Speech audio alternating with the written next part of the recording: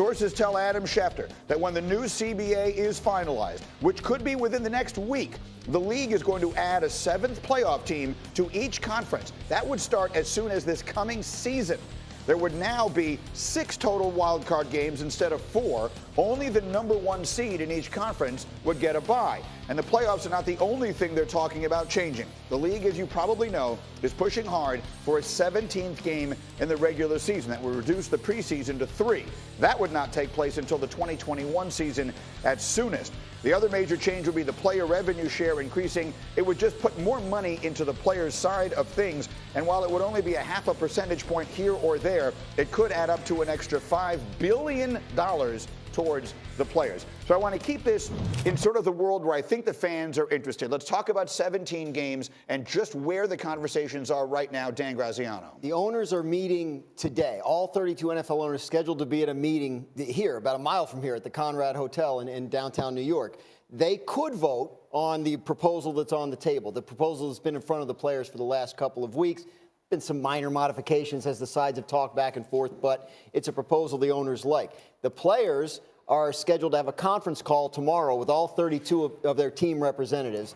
And if they vote on that, the owners need to have a 3/4 of their body approve it. The players need 2/3 of their player reps to approve it for it to move forward. And that's where we get the report that the CBA could be agreed to within the next week or so, if all goes well. It would include a 17-game season option for the owners between 2021 and 2023. That would start, and of course the expanded playoffs that Adam referred to. So that's going to be the enormous change. To change the number of games, I keep saying this, we say it somewhat cavalierly. To change the number of games that a team plays in a sport it only happens like once every half century. So this would be a substantial change to professional football as we know it. As a longtime former player, Marcus, do you like 17 games? No, I don't. Look, my mind will never change. I think 16 games is a lot already. And then you talk about teams possibly going to the playoffs, right, especially ones without the bye.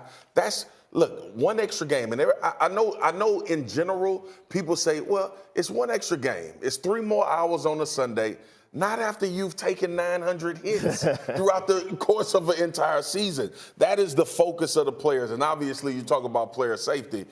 And then also, G, there are some parameters. I remember us sitting in the meeting, I said, G, well, if they give us 17 games, then they need to take some practices away, or they need to take some training camp away. Right. You was like, you are crazy. Yeah. Like, this is a game. And to that point, as I've come around, the physicality of a game is about 2 games, right, to be honest with you. So to add another one, man, it's just, I don't know if I can come around on it. I agree with you. I haven't played, since 2003. But, you look at the intensity of a game. You don't want to add another game, especially when you're considering the health and risk factors of players. People are talking about concussions. You're talking about CTE. The last thing you want to do is put these players in another situation where they're playing another game. Not practice, not scrimmage, not preseason, but an actual game that counts.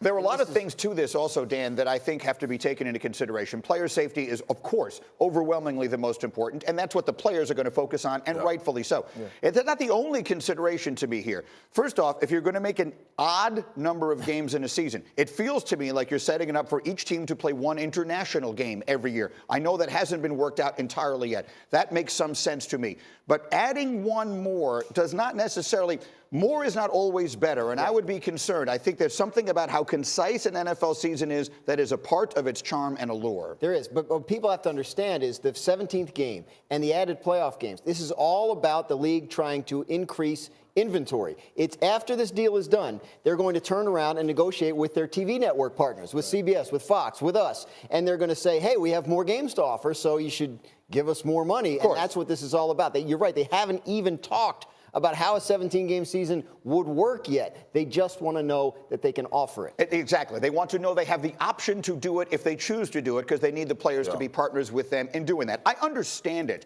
And look, there is nothing, I don't think it's overstating it to say there is nothing right now more valuable in media than the television rights to professional football. They've never been more popular or more valuable based on the changes in the way the world works. So I understand all of that. And to that point, that's why me and Dan were talking.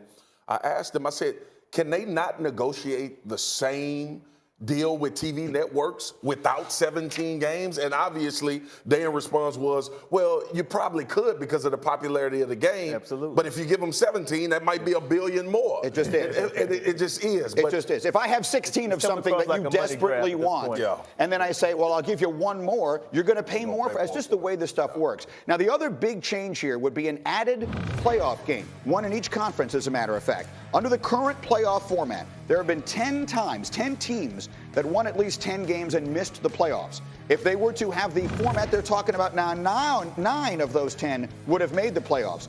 Now, by the other side, 9 teams that finished 7th in a conference under the current playoff format had 8 wins, though all would have made the playoffs under the new format. And each of the last 2 Super Bowl champions were 2 seeds. Think about the Chiefs this past year, the Patriots the year before that. How important is a first-round bye? No team has reached the Super Bowl without a bye since the 2012 Ravens. So it means that Kansas City this past year would have played 1 additional game. New England a year before that would have played 1 additional game. Does it mean they wouldn't have made the Super Bowl? Obviously, we don't know, but the path becomes a lot more difficult. So, same question. Do you like the idea of adding another playoff game, another playoff team in each conference? I like the idea of that because you think about the time of the year and it's.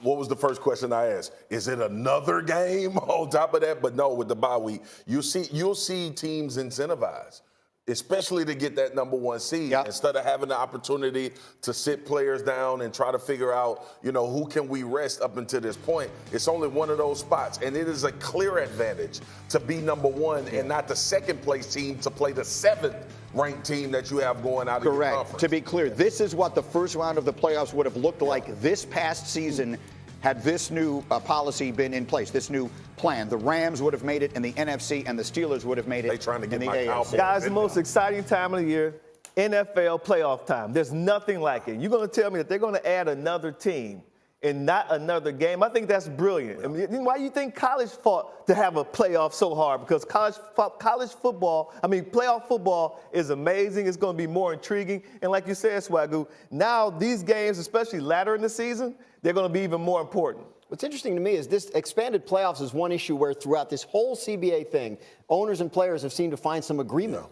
Like when owners first came with the idea of 18-game season, the pushback was, no, that's way too much. Why don't we just expand the playoffs? Players won't mind playing another playoff game because that's like a reward, right? That you want to play. There is also game. extra money in that for what it's worth. I like They get paid I for the like extra that game. too. I like the fact that the bye week, the team with the bye gets paid.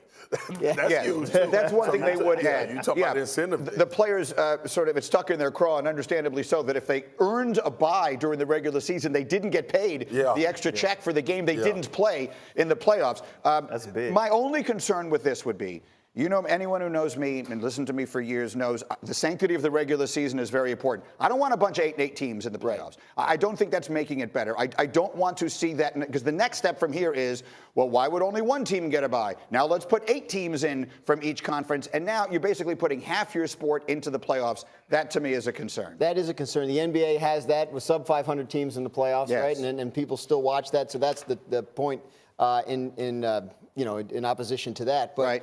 neither one of those teams, Rams or Steelers, was 8-8, right? They were both 9-7. Correct. So it would happen sometimes, but it wouldn't be automatic.